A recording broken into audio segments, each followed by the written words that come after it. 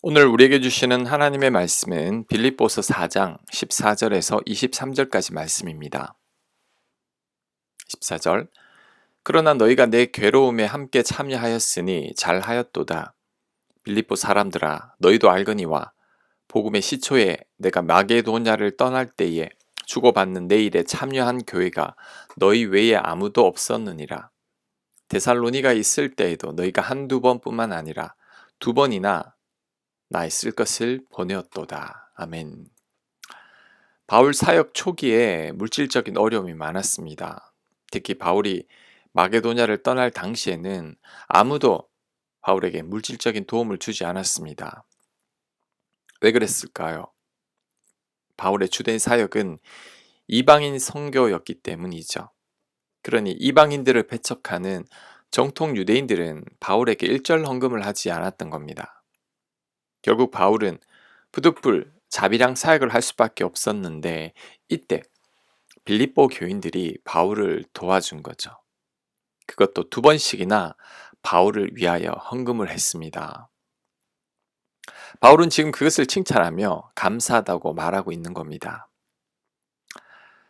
진짜 친구는 내가 가장 힘들고 괴로울 때 내 곁에 있는 친구죠.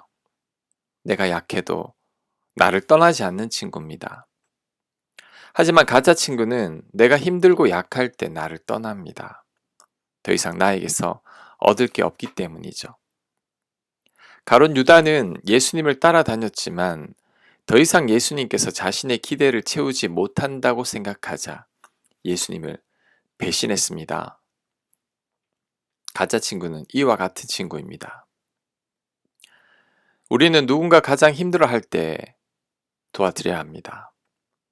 더 이상 기대할 것이 없는 자들을 도와드려야 합니다. 그럴 때 그 사람이 그 감사를, 그 은혜를 평생 잊지 못할 겁니다. 하나님께서도 이런 선을 기뻐하십니다. 17절 내가 선물을 구함이 아니 오직 너희에게 유익하도록 풍성한 열매를 구함이라.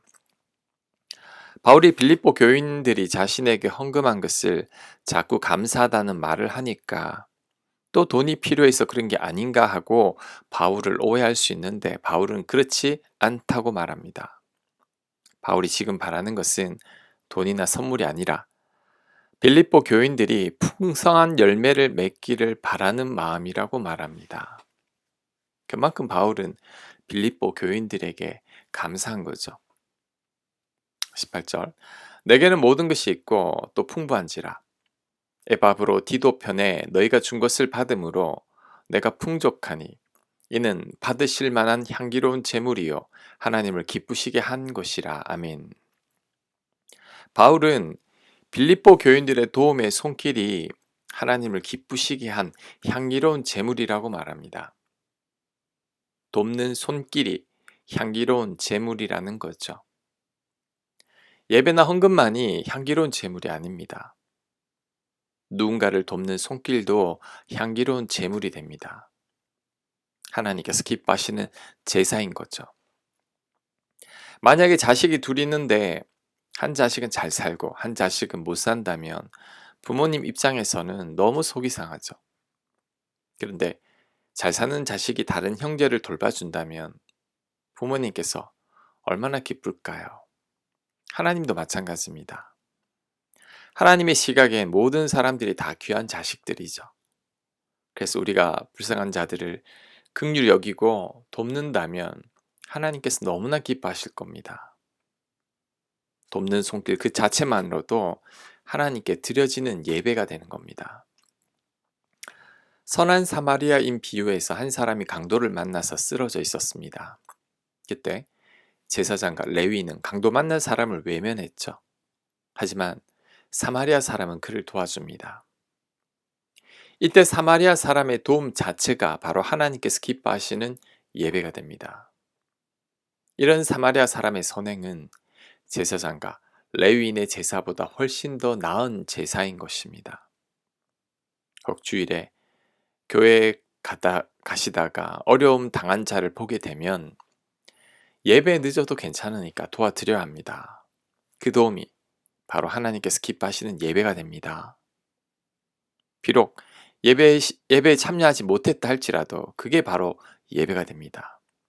신령과 진리로 드리는 예배가 되는 거죠. 자, 그다음 한 가지 더 살펴볼 게 있습니다. 바울은 자신에게 모든 것이 다 있고 풍부하다고 말하는데 감옥에 있는 바울이 어떻게 모든 것이 다 있겠습니까? 그리고 바울이 풍부하면 얼마나 풍부하겠습니까? 하지만 바울은 모든 것이 다 있고 풍부하다고 말합니다. 그 이유가 뭘까요? 하나님의 채우심을 경험했기 때문입니다. 그래서 19절에서 이런 고백을 합니다. 바울은 19절 나의 하나님이 그리스도 예수 안에서 영광 가운데 그 풍성한 대로 너희 모든 쓸 것을 채우시리라. 아멘. 바울은 하나님께서 빌립보 교회 교인들의 모든 쓸 것을 풍성하게 채우실 것이라고 말합니다. 이런 바울의 고백은 자신의 간증이죠. 자신이 궁핍한 가운데 있었지만 하나님께서 꼭 필요한 도움의 손길로 지금까지 채우셨기 때문이죠. 빌립보 교인들의 도움도 그 좋은 예입니다. 그래서 바울은 자신을 도우신 하나님께서 빌립보 교인들의 쓸 것을 반드시 채우실 것이라고 말하는 것입니다. 그런데 실제로 이런 역사가 있었죠. 예루살렘 교회에 큰 흉년이 들었을 때 빌립보 교회가 예루살렘 교회를 위해 헌금을 했습니다. 선교지에서 본 교회를 도운 거죠. 이것이 계기가 되어 예루살렘 교회가 빌립보 교회를 인정하게 되고 두 교회가 하나가 됩니다. 결국 도움을 준 교회가 빌립보 교회가 더 큰 유익을 경험하게 된 거죠. 주는 것이 받는 것보다 복이 있습니다.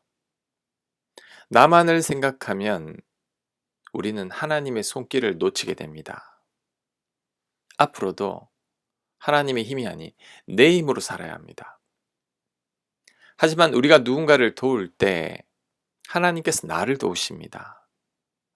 우리가 먼저 그 나라와 일을 구할 때 나의 모든 것을 채우시는 하나님을 우리는 반드시 경험하게 됩니다. 오늘 말씀을 계기로 나만을 생각하지 않길 바랍니다. 빌립보 교인들처럼 섬기고 베풀고 나누어야 합니다. 그럴 때 하나님께서 영광 가운데서 풍성한 대로 우리 모든 쓸 것을 채우실 것입니다.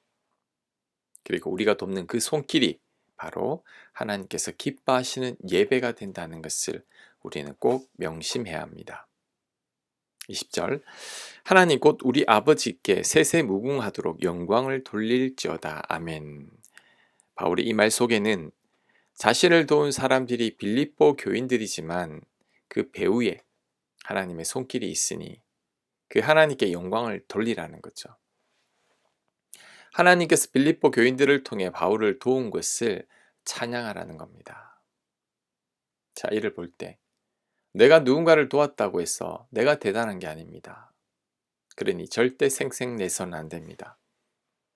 내가 베풀 수 있는 마음을 주신 분이 하나님이십니다. 우리는 단지 하나님의 도구일 뿐이죠.